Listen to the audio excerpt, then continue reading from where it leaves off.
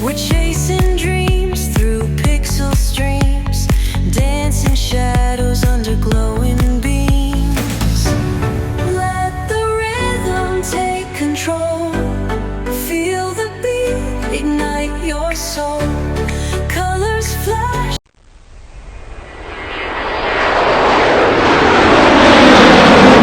Check, mic check. Hello everyone, welcome back to my YouTube channel.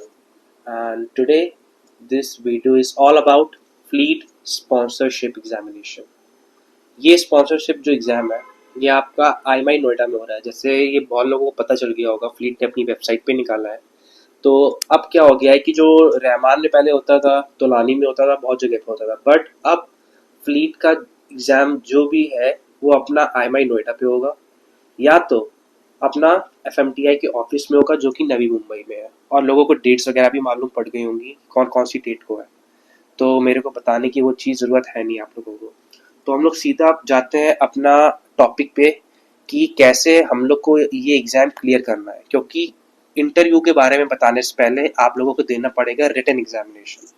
तो written exam को कैसे clear करना है, I hope each and everyone who are watching my videos are doing their preparation for IMUSET as well as for sponsorship.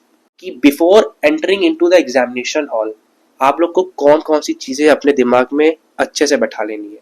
पहली चीज़ कि क्या हमारा subject wise pattern है, मतलब क्या क्या चीज़ें पूछी जाएंगी, पेपर पैटर्न क्या होगा, तुम्हारा नेगेटिव मार्किंग क्या होगी, नेगेटिव मार्किंग कितना होगा, कितना नहीं होगा। ठीक है, तो सब हम लोग इस वीडियो में क्लियर करेंगे और तुम लोग को बताऊंगा मैं कि कैसे क्लियर करना है, कैसे क्लियर नहीं करना है। ठीक है, अब जितनी भी बकवास बातें थी अब साइड रखते हैं, सीधा मैं टॉपिक पे जाता हूँ। तो अब क्या क्या चीजें हम लोग को दिमाग में रखनी है। Number 1 is how to attempt the paper. तुम लोग को पेपर अटेम्प्ट कैसे करना है। तुम लोग पहले क्राइटेरिया जान लो, कितने मार्क्स का है, कितने क्वेश्चन है, कितना टाइम है। ठीक है, ये तुम लोग को मैं बता देता हूँ। तो जो फ्लीट का जो पेपर होता है वो 50 क्वेश्चन का होता है, हर क्वेश्चन 2 मार्क्स का होता है, इसका मतलब 100 मार्क्स का पेपर है। ठीक है, और इसके साथ तुम लोग को मिलेंगे सिर्फ और सिर्फ 30 minutes. 30 minutes you have to attempt 50 questions. समझ रहे हो, 30 मिनट्स में you have to attempt 50 questions. ये तो तुम्हारा हो गया कि अटेम्प्ट करने के बाद का क्या प्रोसेस है। अब मैं दूसरा जो प्रोसेस पे बात करूंगा आपके, वो है कि क्या पढ़ना है, किस सब्जेक्ट से ज़्यादा पूछा जाता है, किस सब्जेक्ट से ज़्यादा नहीं पूछा जाता है। तो अगर मेरी मानो, मैंने फ्लीट का एग्ज़ाम 2 बार दिया था। एक बार दिया था मैंने मई में, दूसरी बार मैंने दिया था दिसंबर में। मैं था अपना 2023 बैच वाला। तो तब जब मैंने दिया था फ्लीट का एग्ज़ाम, तो जो पहला फर्स्ट वाला पार्ट था उसमें मैं फेल हो गया था। क्यों? क्योंकि मैं रैंडमली गया था, पढ़ के नहीं गया था। दूसरी बार मैं पढ़ के गया, थोड़ा समझा, कॉमन सेंस से क्वेश्चंस दिए, तो मेरा सिलेक्शन हो गया था। तो क्या गलतियां हुई, क्या मिस्टेक्स हुई मेरी। तो जो फर्स्ट वाला था उसमें मेरी जो मिस्टेक्स थी वो ये थी कि मैं नेगेटिव मार्किंग मैं इतना सीरियसली लिया नहीं। समझ रहे हो, इतनी सीरियसली मैंने नेगेटिव मार्किंग नहीं ली। मेरे को लगा कि भाई मैं 50 क्वेश्चन करके जा रहा हूँ, मेरे 45 सही होंगे, 5 गलत होंगे, ये वाला कॉन्फिडेंस अंदर से था। 85 क्वेश्चन तो है, 30 मिनट है, हो जाएगा। बट तुम लोग को मैं बता रहा हूँ कैसे तुम लोग को चीज़ें अटेम्प्ट करनी है। देखो, सब्जेक्ट वाइज कुछ नहीं होता है। जब मैं पहले गया था तो PCM के क्वेश्चंस भी थे, ज्योग्राफी के क्वेश्चंस भी थे, जनरल एप्टीट्यूड भी थी, अपना रीजनिंग के क्वेश्चंस थे। एंड दूसरी बार भी गया था, सेम चीज़ें थी। तो जो मैंने अपने दोस्तों से पूछा, जो अभी दिया है उन्होंने लास्ट, मेरे जो जूनियर्स थे, उन्होंने मेरे को बताया कि जनरल जो नॉलेज है, जनरल नॉलेज के क्वेश्चंस भी बहुत पूछे जा रहे हैं फ्लीट में। जैसे अगर अपना 50 क्वेश्चंस का है तो आप समझ लो कि 7-8 मार्क्स की जनरल नॉलेज आराम से आ जाएगी। आप समझ रहे हो, मतलब 14 मार्क्स की जनरल नॉलेज है, और वो एक अच्छा मतलब होता है आपको अगर परसेंटेज अपना पढ़ाना है।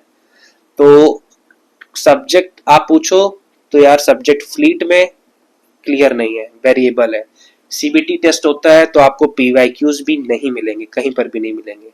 और कोई आपको अगर बता रहा है कि भाई ये क्वेश्चन है, वो क्वेश्चन है, समझ जो बकवास कर रहा है। हाँ, क्वेश्चन बता रहा है और उस टाइप के क्वेश्चंस आ सकते हैं कभी कभार, उस एल्गोरिथम के जो क्वेश्चंस होते हैं वैसे पूछे जा सकते हैं।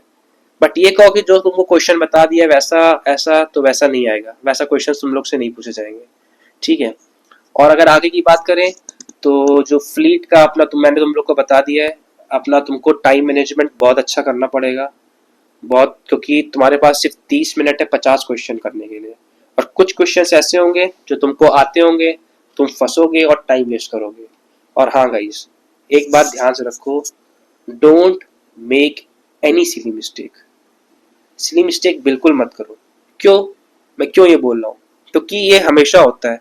किसी को अगर क्वेश्चंस मालूम होते हैं, जो लंबे क्वेश्चंस होते हैं, अच्छे क्वेश्चंस होते हैं, जो लगता है कि नहीं लग पाएंगे, वो लग जाते हैं। और जो खराब क्वेश्चंस होते हैं, जो मतलब तुमको लगता है कि हाँ ये मेरे से हो जाएगा, उन क्वेश्चन से बंदे लोग बहुत फंसते हैं।